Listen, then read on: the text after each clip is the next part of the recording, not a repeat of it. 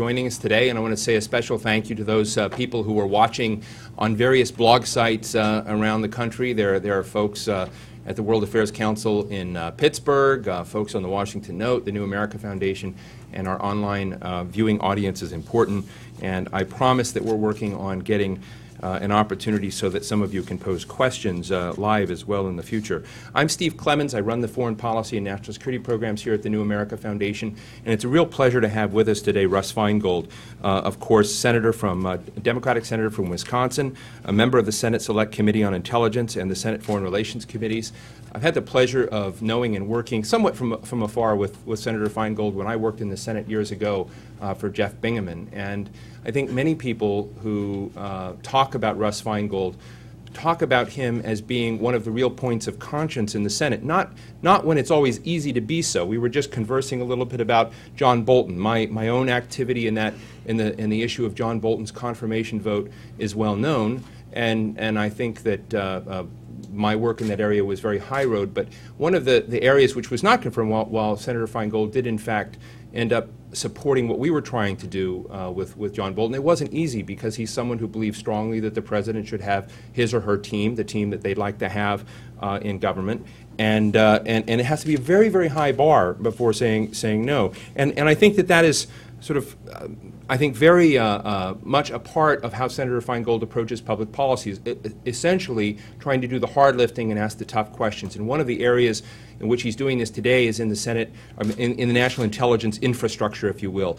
Recently we had at this very podium Tom Fingar, who's chairman of the National Intelligence Council, talk himself about the process by which a national intelligence estimate is put together during the various controversies, whether it was the Iran NIE or things related to Iraq or the famous Iraq national intelligence estimate. There became a kind of criticism of the players at hand of an NIE and not much analysis of structure, analytic integrity, how the process worked. And he came in and gave, I think, a very, very reasoned and interesting discussion. And thus this area of how to look at where we have deficits, where there are problems and gaps, I think is one of the most important areas of policy inquiry and work that we can do. Senator Feingold and Senator Hagel have introduced a bill known as S-3041. I think that Senator Feingold will address that, on Foreign Intelligence and Information Commission, suggesting a new commission to look over the next 2 years at near-term versus long-term threats and security. One of my own often talked about issues in the national security establishment is how reactive we have become to a crisis or pinprick here or there, and how fundamentally we're not necessarily looking at the broad big picture. And while I don't necessarily think that China is necessarily the next big picture, I often tell the story that when I was last in Beijing and dropped in on the Foreign Relations Ministry and talked to a guy in policy planning there, and I said, "What are you working on?" And he says, he responded by saying, "How to keep you Americans distracted by small Middle Eastern nations." And you know, it was both a joke, but there was an element of truth to that raised fundamental questions about how we prioritize and think about what is serious from what is not, and how to think in strategic terms that are more consistent with the American national interest. So without me further articulating what Senator Feingold is going to talk about, please give a hand of welcome to Senator Russ Feingold, who's going to share some views with us, and we'll be back with questions and comments. Senator Russell Feingold.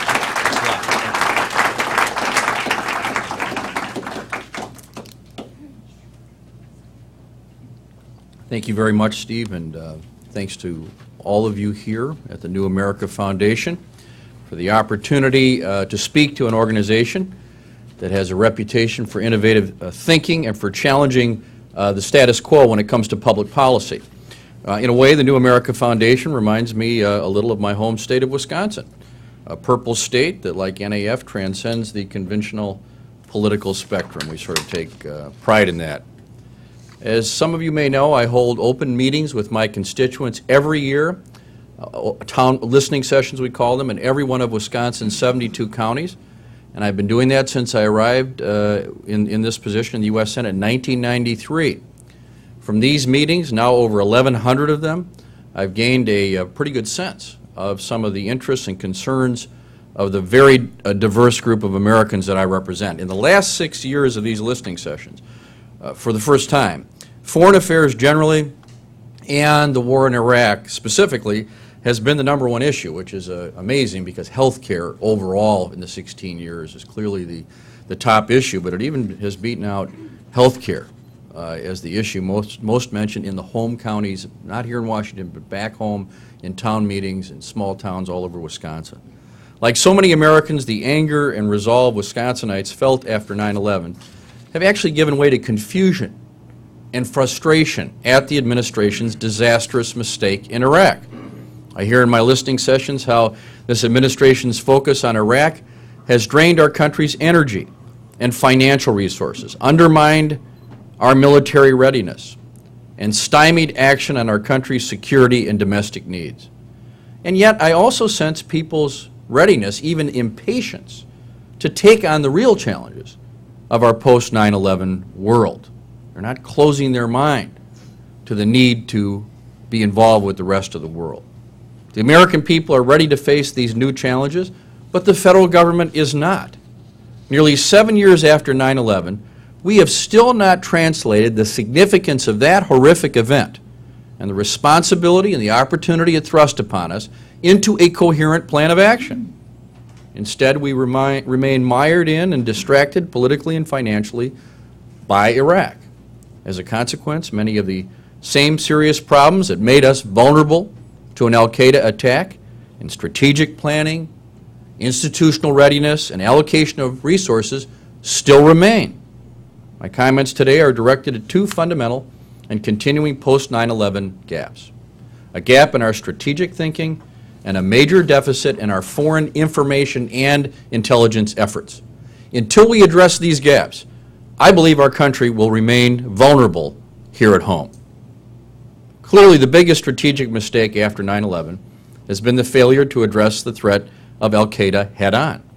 Instead, we have conflated al-Qaeda with Iraq and launched a war in Iraq that perpetuates our military, intelligence, diplomatic, and fiscal deficits and leaves us exposed. In fact, increases our exposure to very real threats to our domestic safety. Most Americans now agree that the decision to go to war in Iraq was the wrong response to the attacks of 9/11. Unfortunately, even some political leaders who acknowledge this profound mistake seem to think that we have no alternative but to just perpetuate it by maintaining a massive, open-ended presence in Iraq. I totally reject this position. We cannot construct an effective national security strategy that leaves tens of thousands of U.S. troops in Iraq indefinitely. The greatest threat to our national security remains al-Qaeda, a stateless network of terrorists whose leaders have found safe haven in Pakistan along the Afghanistan border and which has a growing number of increasingly dangerous global affiliates. If there is a geographic base to al-Qaeda, it sure isn't in Iraq. As Admiral Mike Mullen, chairman of the Joint Chiefs, testified before Congress earlier this year, quote, "The most likely near-term attack on the United States will come from al-Qaeda via its safe havens in the undergoverned regions of Pakistan," unquote. Likewise, the Director of National Intelligence stated in a 2000 intelligence assessment that al-Qaeda is now using the Pakistan safe haven to put into place the last elements necessary to launch another attack on against the United States. The Atlantic Council, chaired by General James Jones, recently concluded Afghanistan remains a dangerously neglected conflict, that what is happening in Afghanistan and beyond its borders can have an even greater strategic long-term consequences than the struggle in Iraq. Failure would be disastrous for Europe, North America, and the region. Afghanistan and neighboring Pakistan are already breeding grounds for insurgency and terrorism potentially worse than before September 11, 2001. And what happens in Iraq, Iran, and in Pakistan will most likely be influenced by conditions in Afghanistan. Now, the war in Iraq not only diverts the vast bulk of our military resources from the more immediate threats to our safety in places like Afghanistan, it also saps our nation's financial strength and our ability to invest in our security. Osama bin Laden gave a speech in 2004 in which he stated very clearly that his goal was to bankrupt America. He bragged about how they did it to the Soviets, and they're going to do the same thing to the United States. When I read this speech to my constituents, they all nod. They see their problems and the domestic situation that they face connecting up with the threat to America. That's al-Qaeda's strategic goal, to bankrupt America. And they have been successful beyond their dreams as we spend ourselves, our money, our people, and our global goodwill into bankruptcy with our misguided focus on Iraq. If we are to win our struggle against those who seek to do us harm, we must regain global and strategic perspective, reverse this misdirected deployment of our military resources in Iraq, and realign our military, intelligence, diplomatic, and other resources to address the threats to our nation's safety and security that are posed by al-Qaeda and its affiliates and sympathizers. We also need to acknowledge that military resources alone are not enough to win this fight. The 2006 annual report of the U.S. intelligence community states that the predominant immediate threats to our physical safety are terrorism and the proliferation of weapons of mass destruction. Now, these are asymmetrical threats. Terrorism and, to an important degree, proliferation arise from stateless groups that are not deterred by massive weaponry or large standing armies. So, to effectively confront these threats, we have to move beyond a Cold War security strategy that emphasizes traditional military force. This is not a partisan issue.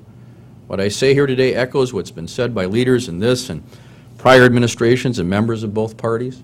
The 9/11 Commission called for an increase in diplomatic development and humanitarian tools. My Nebraska colleague, Republican Senator Chuck Hagel, who serves with me on both the Senate Foreign Relations Committee and the Intelligence Committee, recently said, quote, "You will never win anything in the long run with just military power. When you're dealing with terrorism, extremism, poverty, despair, those are problems far bigger than the military," unquote.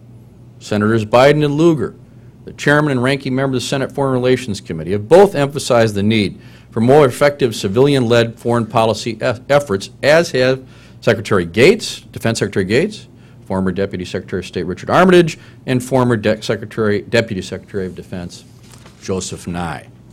The major strategic gap in our 21st century preparedness, then, is not a missile gap or a gap in military personnel and hardware measured against the armies and arsenals of another state. The major strategic gap is a deficit in the strength and variety of resources we must bring to bear on the asymmetric threats of today.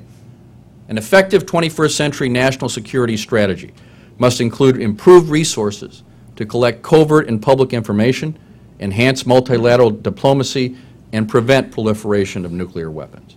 Our strategy must also encourage participatory, transparent, and fair government around the world and promote accountability and the rule of law. That's because these are key American principles and because ineffective, repressive, corrupt, and unresponsive governments can obviously provide breeding grounds for extremism. Our military increasingly has taken on the roles of our civilian-led institutions because we have massive deficits in those civilian agencies in financial and human resources, in cultural and language capabilities, and in coherent interagency strategies to anticipate and respond to threats to our national security. We have to change our budgetary priorities to address these deficits. Even the greatest military arsenal in the world can't ensure the safety of populations or resolve conflicts around the globe, and yet we continue to spend hundreds of billions of dollars borrowed from China, Japan, and oil-exporting countries on weapon systems designed for Cold War conflicts between states with comparable weapon systems. It is well past the time to shift our strategic thinking and our corresponding expenditures and actions beyond outdated military tools and solutions. Let me again quote Secretary Gates' budgetary views from his Kansas State University speech. He said, "We need a dramatic increase in spending on the civilian instruments of national security." This is the Defense Secretary. Diplomacy, strategic communications, foreign assistance, civic action, and economic reconstruction and development. Now, one way to increase this much-needed investment in the civilian instruments of national security is to cut wasteful spending on weapons programs that will not help us address our most pressing national security concerns. These include, for example, the F-22 Raptor, which Secretary Gates has specifically identified as a weapon system with limited relevance in counterterrorism operations. It has never flown in Iraq or Afghanistan. yet the Air Force continues to ask for more. I am pleased that the President's fiscal year 2009 budget attempts to increase the number of Foreign Service officers. As Secretary Gates and Rice have said, there are more personnel on a single aircraft carrier task force and more lawyers doing work for the Pentagon than there are Foreign Service officers. But assuming the President's proposals go forward, the net gains are unclear after accounting for the increased demands of Iraq and Afghanistan. The GAO reported at the end of last year that though the Department of State hired over 1,000 Foreign Service officers above attrition levels between 2002 and 2004, that increase was essentially consumed by the staffing demands of Iraq and Afghanistan programs. Even our modest efforts to enhance our civilian capacity then are being undermined by Iraq. This is also true with respect to our foreign information and intelligence capacity, to which I will now turn. 9/11 exposed major gaps in how intelligence critical to our national security was gathered, analyzed, and used. The 9/11 Commission reviewed those gaps and began a process of intelligence reform that prompted the creation of the Office of the Director of National Intelligence. The work is far from complete, but at least a framework for change has been put into place. Now, another great challenge remains, however, one that is just as critical to fighting al-Qaeda as well as other threats to our national security. And unlike the reform efforts pursued thus far, it is broader than just the intelligence community. The problem is our deficits in information collection, as well as reporting and analysis. By information, I mean not just intelligence gathered clandestinely, but also information obtained through diplomatic reporting and all the overt channels through which our government learns about the rest of the world.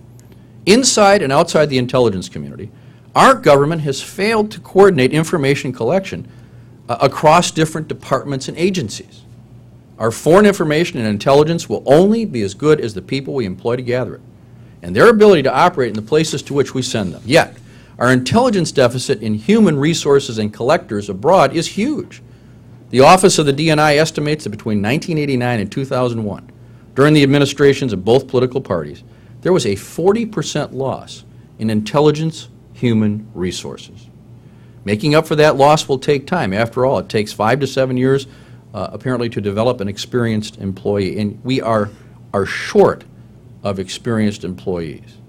Just consider what the DNI has acknowledged, that 2/3 of our intelligence-related human resources with responsibilities for sub-Saharan Africa, an area with ongoing and I think growing al-Qaeda activities, have less than 5 years of knowledge and experience. Now, the answer to these deficits in numbers and experience cannot be what the DNI has called authority to, quote, lift and shift people to address the latest crisis. We need to develop the expertise that only years of study and experience can produce, and we need to pre-position expert collectors around the world before crises arise.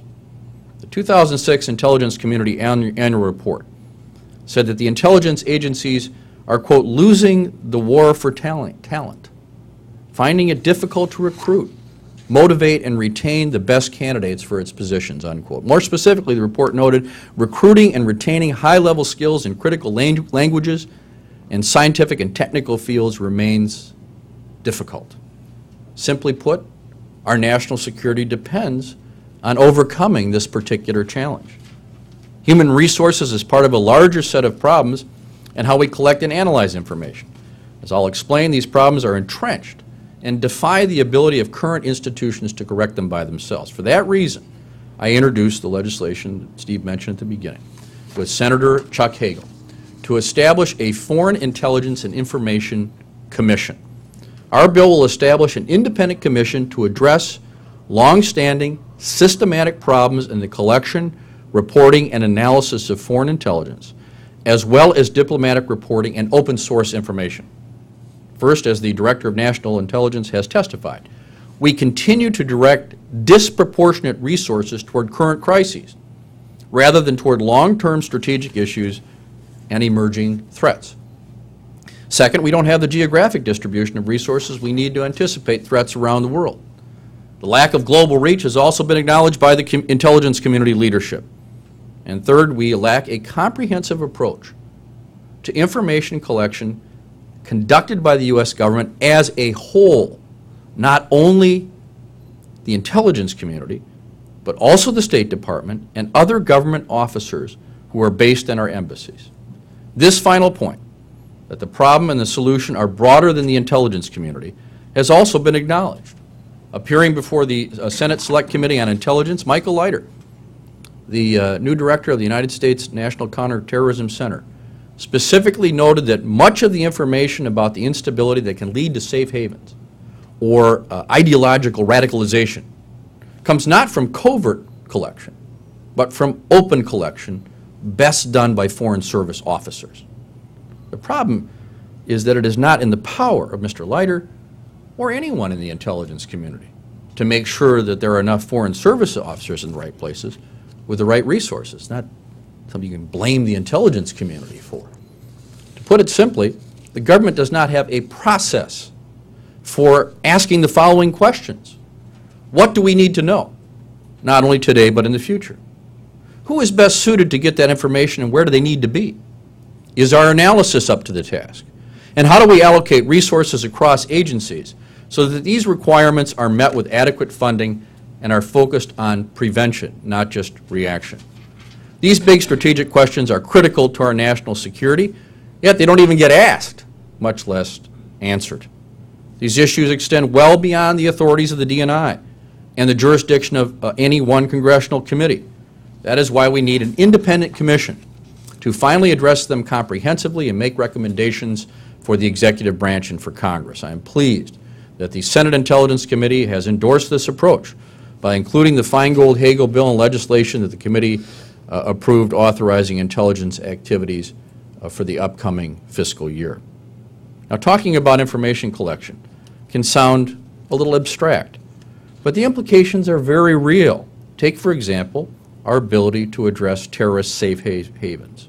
As recently as the end of January, the State Department's counterterrorism chief, Lieutenant General Del Daly, publicly expressed concerns about what our intelligence services know and don't know about the threat in the Afghan-Pakistani tribal areas. He said, we don't have enough information about what's going on there. Not on al-Qaeda, not on foreign fighters, not on the Taliban, unquote.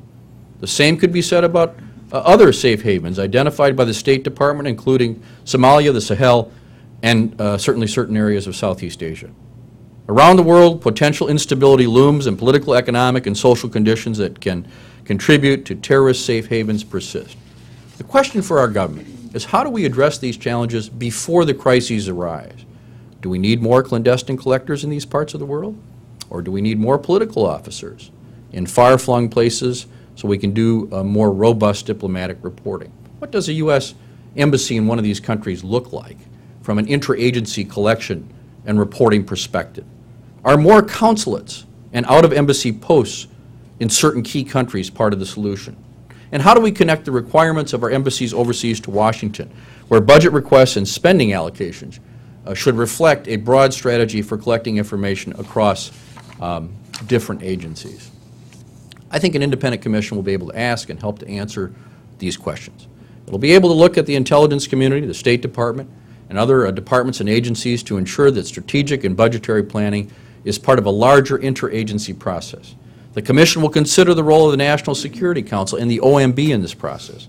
And it will look at the problem from top to bottom, interviewing NSC officials in Washington and visiting country missions overseas. This would not be a confrontational or accusatory investigation at all. It's an inquiry intended to produce concrete recommendations to fix long-standing problems.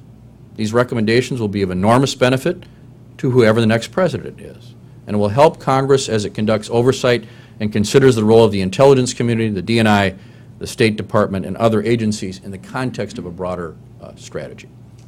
There are other significant gaps in our security post 9/11, from this administration's inconsistent freedom agenda to our convoluted foreign assistance strategies to our domestic infrastructure needs. But I think I may need a separate invitation for another day to talk about those. But Done. Thank you.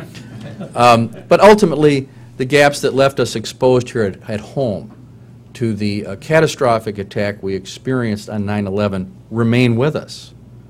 They present us with very real risks that are being left unaddressed, in part because of our military presence in Iraq.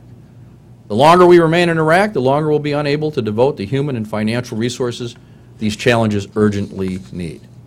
I appreciate the roles that this institution and this audience play in helping to bring these issues into focus. I'm hopeful that our voices in all their diversity will help inform decisions in a new administration that are in our best and collective interests.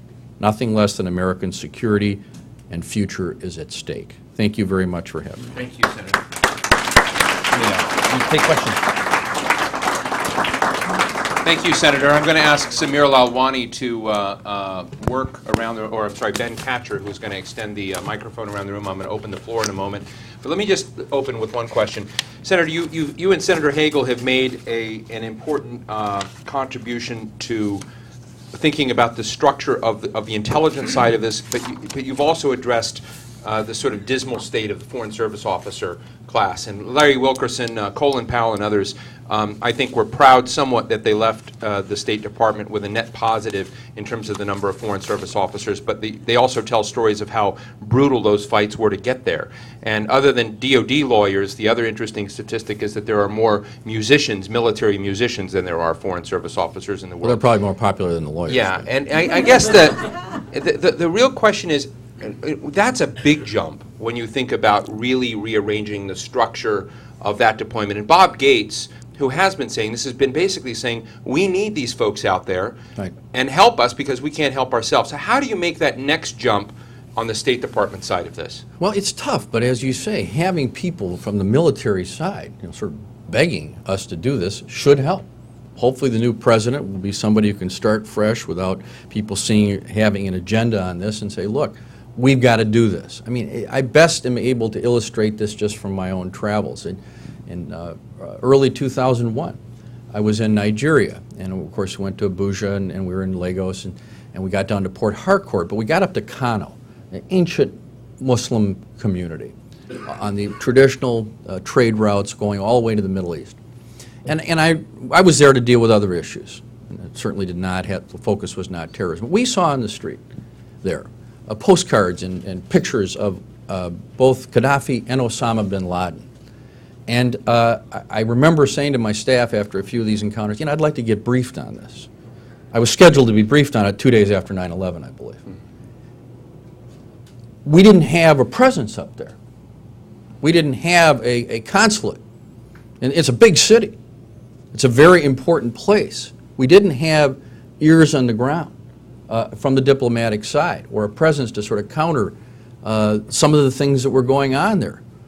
And this is one of the places where a lot of the disputes about Sharia law and some of these issues that are so divisive within Nigeria are occurring. It's just an example of where I think a case can be made on national security grounds, that to rely only on intelligence operations and to not simply be out there trying to collect through open source and information sources, we are missing an opportunity that is essential for understanding the risks that we have. Thank you. Let me take questions here.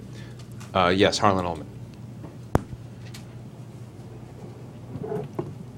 Senator, I'm Harlan Ullman. Thanks for your comments. I'd like to ask a broader question about a commission that I think is even far more important than a commission on intelligence, and that's a commission on examining the role of Congress.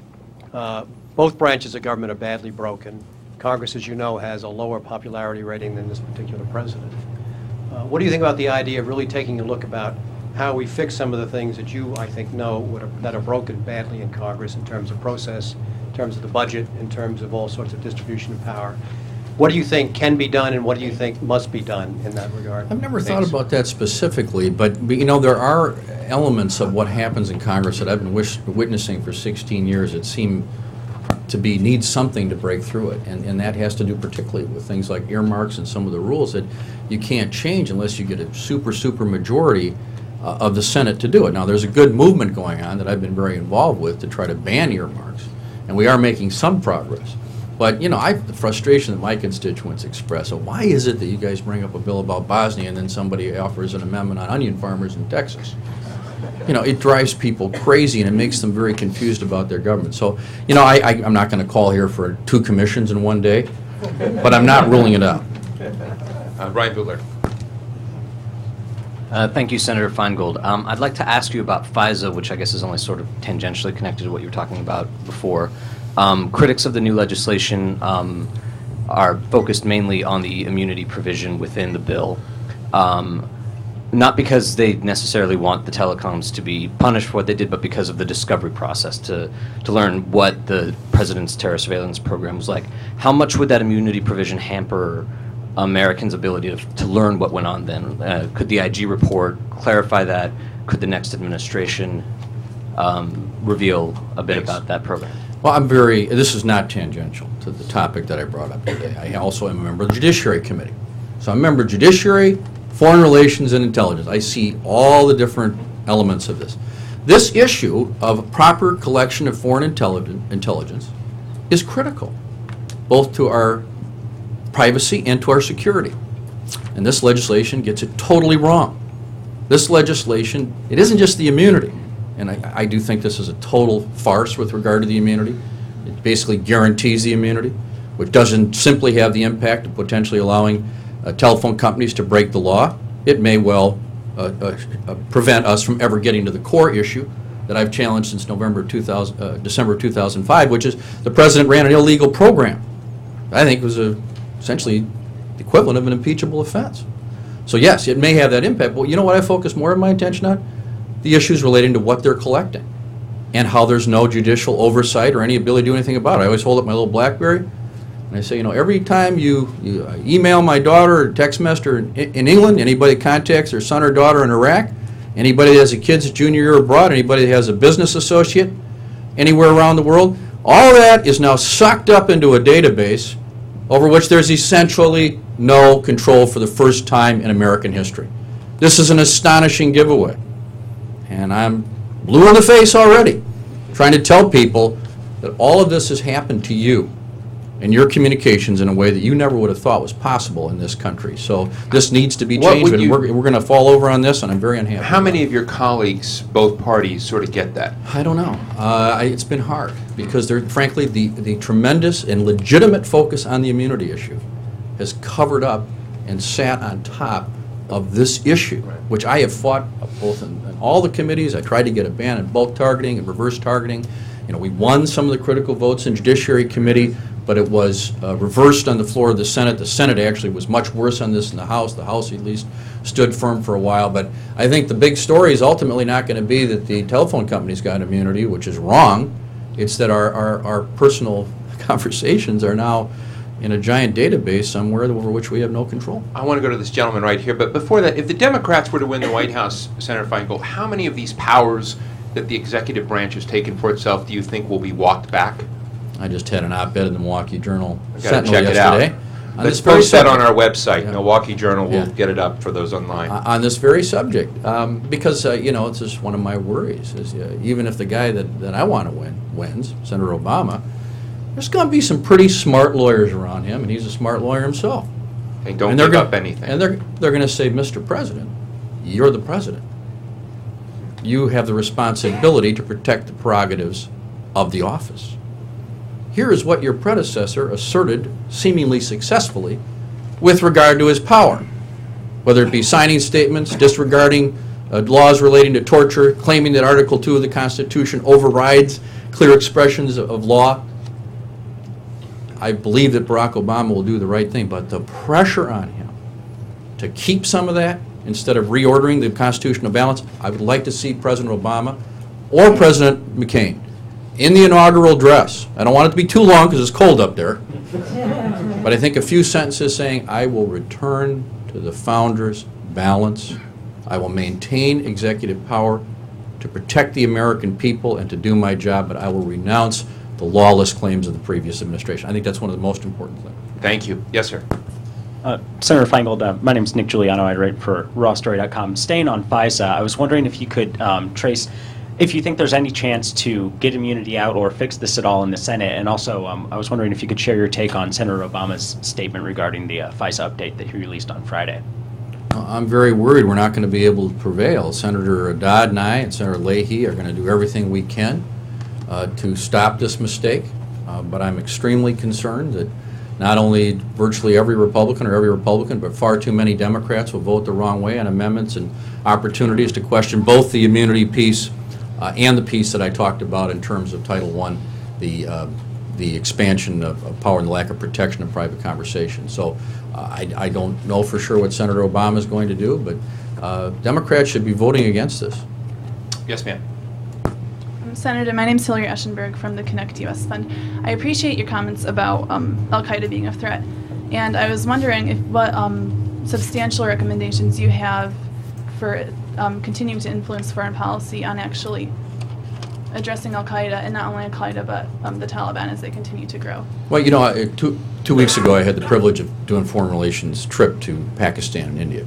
I actually got to see the Fatah region from the air and Afghanistan border and had extensive meetings with Pakistani leaders, some of their intelligence people, and the local leaders in Pakistan. You know, that's where the threat is. And we even had this, there's a very difficult issue there. The Pakistanis, many of them are interested in the new government in making agreements, ceasefire agreements, with various groups in that region. Some of these people might be just fine. Some of them are Taliban, and some of them are Al-Qaeda. And I had to communicate, as other senators did who were there, that we cannot tolerate a situation where they reach some kind of an internal deal when Osama bin Laden and some of his top lieutenants are in Pakistan, and where there are cross-border attacks on our troops and the coalition troops in Afghanistan. That's a non-starter. That's not a negotiable thing for us. So we had to communicate that these agreements, even though they sound like peace agreements, may be just the opposite for us. So that is an example of where we need more focus and more attention, as opposed to being obsessed with this stuff about whether the surge is working to do what in Iraq. Right. This is much more central to our national security. Yes, ma'am. Hi, my name is Elena Petrescu, and I work for Congresswoman Tammy Baldwin from the state of Wisconsin. My Congresswoman. Yep. So I wanted to say, how is it that Congress is the do change Congress as opposed to the 109th Congress, but yet continues to vote along with the Bush administration? For instance, the continued funding without limitations to withdraw from Iraq, as well as with the FISA immunity. The Democrats have the majority, but yet voted and passed both of those bills. How did that occur? Interesting questions, yes, and in the very back. I couldn't be more disappointed. I mean, I would give the Democrats very high marks on domestic issues and on what we've been able to accomplish. Those who say we've done nothing are just wrong. From the bill that Senator Obama and I passed about lobbying ethics reform, to raising cafe standards, to college loans and dealing with interest rates, we've done a lot of good things. And the other things we couldn't do domestically were largely because of the filibuster, not because of Democrats' failure. The reverse is true when it comes to the post-9/11 challenges. We have failed to stay together on getting us out of Iraq as the American people expected, and I'm deeply disappointed in those who have not voted the right way on this. This is not Senator Harry Reid's fault. He's been very strong. He was with me on Feingold Reid, which is the strongest bill to get us out of there. And the performance has been even worse on this issue of FISA, where Democrats enabled, not the leadership, not Senator Rockefeller, at least in the early stages, not Senator Levin, but some of the rank-and-file Democrats in the Senate who were elected on this reform platform, unfortunately voted with Kit Bond, who is just giggling. He's so happy with what he got. We caved in. You know, there's not just Feingold Reid and Feingold Obama, but there's also Feingold McCain, or McCain Feingold. How are things going with that relationship? It's fine. Yeah. We're friends. He's never endorsed me for political office, and I've never endorsed him for political office. We're friends. I'm supporting Senator Obama. Okay. Yes, sir, right here. Can we just leave that on so we're not going on and off? The switch? Okay. Yes, Senator, sir. I'm Barry Boris Fatemi with the Oxfordshire Group. Ben, we can't hear it. It's not on. Just leave it on and do not turn it off. Okay. Okay, thank you. Senator, I'm Barry Boris Fatemi with the Oxfordshire Group. Thank you for your presentation and the work you do every day in the United States Senate. I wanted to ask you about Iran. The mantra around town continues on and on and on that Iran is involved in the weaponization of nuclear materials to weaponize a military weapon. The 16 National Intelligence Agency report of December said that they stopped that in 2003. In May, the International Atomic Energy Agency said that after 14 unannounced visits in the last 13 I'm going to months. encourage you to get to the question Yes. because there's so many. Right, So right. just, In the we last know the 13 history, so what's the question? Right. The question is, why does this continue on when there's no evidence that there's any weapons program going on? And Well, what's the purpose behind inquiry that? has to continue. I have no problem with people saying we have, I mean, what we got was a public NIE that talked about the fact that it was not continued for a while. So the problem is the administration wants to just, have sort of the conclusion, which is, they're still doing it and they're going to figure out a way to prove it, just like they did with Iraq. But we have to be honest about this. And we have to watch very carefully. Other countries disagree with us on this. Other countries think that they're moving forward. There's disputes within our own government. I just think it has to be as objective, nonpartisan analysis of this and respond appropriately. I don't think we can allow Iran to become a nuclear weapons power. But, the overreaction to this and the hyping of this by the administration is one of the most damaging things that goes on. When Tom Fingar of the National Intelligence Council was asked a similar question, I raised this question about what was called a memorandum to holders, meaning the holders of the sort of full report, and whether or not a memorandum, which is he called an update, would be appropriate to see if any of the key findings have been done. And he said it might, in fact, be appropriate to do that, and it's something that maybe a senator, from a congressional perspective, could be I encouraged. really hope that in this new administration that we can start clean on this. Whoever the new president is, let's get away from all this. And let's at least have this be an area where people are just trying to get the right answer instead of playing political games. Right. Yes, right here. And then we'll move back to the back. I see the gentleman in the very back will come back. Yes, go right here.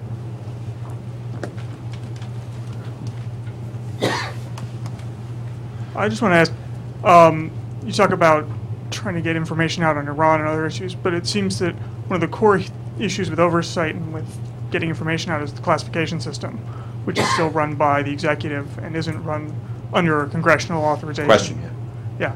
I was wondering, are there any movements towards getting to some sort of congressional authorization for a classification system that gives you guys access? Well, this is a terrible battle we have all the time with the administration, and including their willingness to provide us with things that I think the Intelligence Committee should automatically be provided.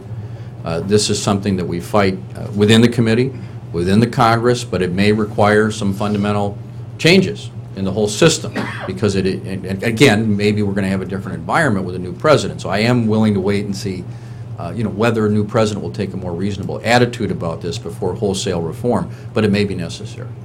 Yes, sir. Yes, Senator, my name's Ted Gotch. I'm with Telecommunications Reports. Just quickly back to FISA. A lot of folks have said, obviously earlier this year, the Senate overwhelmingly voted for the version of the bill that you were a strong opponent against. This bill, many people say, is an improvement in areas of immunity and others, even if incrementally so. What do you say to those who take that stance, and realistically with the Dems having helped push it overwhelmingly last time at the passage, what's realistically My any chance it's gonna response is happen? that's a farce and it's political cover. It's not true. Bill Not true. Hartung. It's nothing but window dressing, and anybody who claims that this is an okay bill is, I really question if they've even read it. Bill Hartung with New America. Yes. What's your position or take on the increasing privatization of intelligence? If we don't have the trained people in government, is this just a necessary evil? How do we deal with this going forward? It worries me, and it doesn't mean that I'm not for any sort of help in that regard, but yes, I think it gets more and more dangerous, more and more subject to other concerns and other interests, and I would prefer that these things be done at a governmental level whenever possible. Yes, sir. Yeah. Senator, thank you. Mike Kraft, former State Department Counterterrorism Office and former Foreign Relations Committee staffer, and I've been following the 150 account of foreign affairs for years. And part of the problems that you alluded to on State Department funding and foreign aid is the unwillingness of Congress, especially the appropriators, in getting, approving funding requests for it. Do you see any likelihood of this really changing significantly in the future? I do. I think it was changing after 9/11, and the attitude in the Congress and the attitude in the country was very unified and be willing to say, okay, we may need to do stuff like this. Iraq messed us up and soured it. What can happen with this new administration is the new president can come and say, look, we need to do stuff like this, and we need to put more money into it, and I don't think the American people are going to just scoff at it. We have to undo the damage of the Iraq thing, but I think there's a great opportunity. I mean, the unity in this Congress after 9/11 until we went into Iraq was really something to behold. It was very, very good, and then it was destroyed by that decision. So I think we should come back at that. Yes, sir. Yeah, okay. Senator, thank you. Adam Nielsen from the German Embassy. Firstly, before I became disenfranchised, I was a resident of Wisconsin, so thank We you. have the most Germans for of your any state in the representation. country, Yes. too. Tell me a bit about S-970 and the Russia 123 agreement language, and whether you think 970, help me out. the Iran Sanctions Act, and whether your committee, Foreign Relations Committee, will have something to do with keeping the Russia language in or out. Well, I'm hoping some modifications can occur in that language. That's given me pause, as well as some other aspects of it. There's overwhelming support for having the legislation, but I do hope that the Foreign Relations Committee will take a look at that. Hamid Arsalan from CSIS. You just mentioned that militaristic options are not the only options. So I want to see your view, because the DoD budget is, for example, $627 billion US. What are the other fractions for EID, and the State Department is only 6.5%, which will be $42 billion. Need you to move to question. You're talking too fast. So question. Okay, sure. Yeah. How can we balance, if you want to, for example, use the smart power terms, how Right. can we balance this huge imbalance that we have, for example, the DoD budget, $627 billion, and the State Department and EID budget that they work in the development sector only like $42 billion? Well, I don't think you do it. I don't think you do it by sort of trying to equalize money. I think you do it by looking at what is working and what combination of resources are going to work in a particular location. You know, for example, the issues involving Ethiopia now and Somalia. You know, what would work there to relieve people's suffering, both in Somalia and Ethiopia, but at the same time recognizing that there are some very serious political issues with regard to the conduct of the Ethiopian government within its own country and its involvement in Somalia, and of course the huge numbers of issues involving the Somalian situation. Yes, sir. Another Badger senator. Yes, sir. Following up on a couple of questions, do you and/or Senator Dodd plan to filibuster the current proposed FISA legislation? Secondly, following up the question in front, what are you doing as a member of the Senate Intelligence Committee to reduce the level of private contracting of core intelligence functions? And what are you doing as a member of that committee, if anything, to address the inherent conflicts of interest when you contract out core intelligence functions? Thanks. Can you hand it to Alan Gerson behind? Thanks. I'm not in a position at this time to talk about exactly what's going on with that within the committee, so I just can't. But at some point, I hope I am able to do that.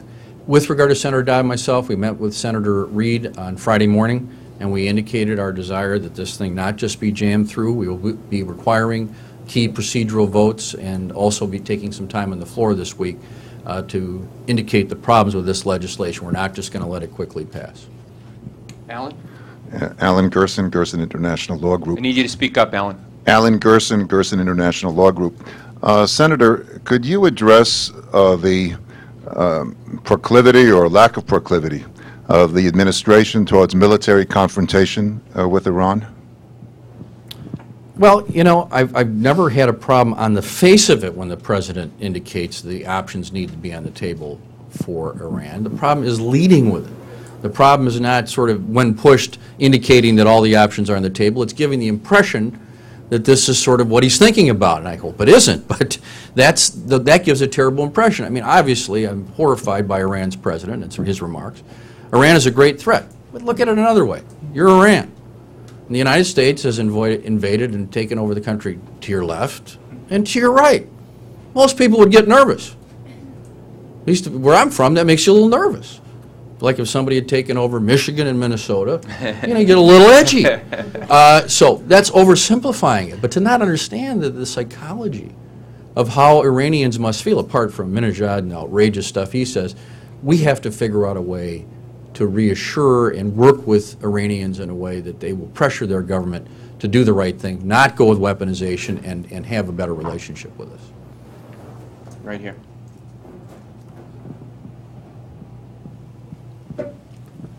Reg Smith, I retired from the Foreign Service. I agree with you. My question concerns Iran.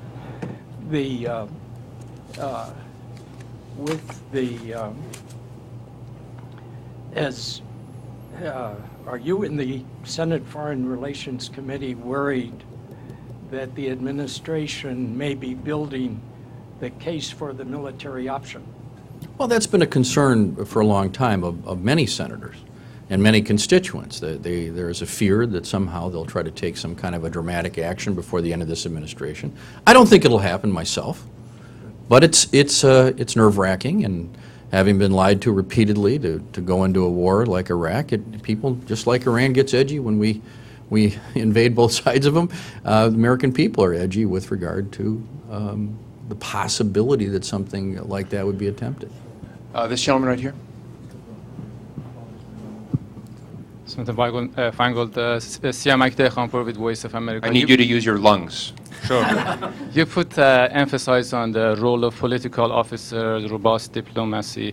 We haven't had a relationship with Iran for 30 years, and Senator Hagel just suggesting opening up a consulate in Iran. I mean, what are your thoughts on this issue, and how realistic is in the For those who didn't hear it, it's a question of opening a consulate in Iran. How realistic is this? I don't know how realistic it is, and I'd have to think about it. It would be something I think would be great if we could do without compromising our principles or safety of people, but it's something I want to examine. We have a ton of questions still out there. I'm going to take Margaret at the last, but before Margaret goes, I want to ask one question on the Foreign Relations Committee side of your portfolio and to somewhat the nuances there in diplomacy. In Israel, in Israel-Palestine issues, it was frankly fascinating to watch the Turks announce that they were essentially trying to broker a peace arrangement between Israel and Syria. This last couple of days, the EU has announced that it's going to end its sanctions against Cuba.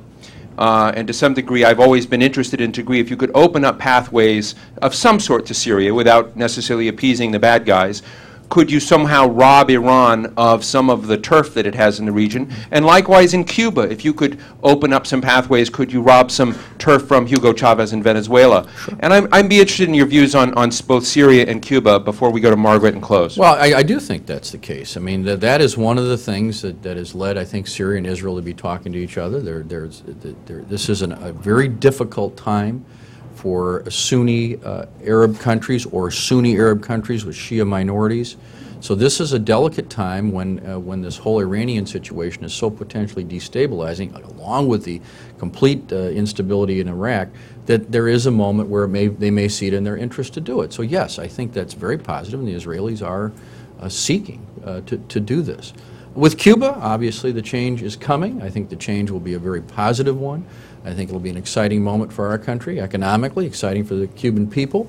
And yes, I do think it will help us countering those that badmouth the American people and the American government in South America, because the Cuba thing has been a whipping boy that they've had forever. We eliminate that and have a decent relationship with an improved and democratic and respectful of human rights Cuba, and I think you can have enormous value throughout the region. Thank you. Margaret, last question. Margaret Hennock, retired clandestine service officer. Wow, I wasn't going to out you, but now that you've done yourself. I've been outed by everybody, why not? And I suspect this is a question that's better asked offline than this forum. Having survived the 9/11 Commission, the Rob Silberman Commission, sort of survived the DNI. I retired in March of '07. I'm just curious as to, when you put your commission together, the number of people who've actually gone through the process of running the CT effort in an embassy as the DNI reps, et cetera, et cetera, et cetera. Are you going to have more people like that than people who were on the previous commissions? Did that make any sense? That's an important point. We have a process where each of the 4 leaders of the Congress would pick 3 people. But that viewpoint has to be represented. And in fact, that's why I proposed this. I came back from a trip to Africa. I won't say the country. And I met with some of our key people there. And the level of responsibility they have for the importance of the task and the potential issues, there's no comparison. And that led me to say to my staff, what can we do about this? And this is how this whole thing came to be, was from my conversations with people on the ground in those countries, people like you and others. As always, Senator, thank you for working on these tough issues, thinking them through. And we're particularly, you know, New America is sort of a purple institution. We have people on all sides here, but we are trying to think about structural deficits in a lot of the national security arena. I want to thank you. You have an open invitation for that next invite you'd like to give. Thank you very much. Thank you.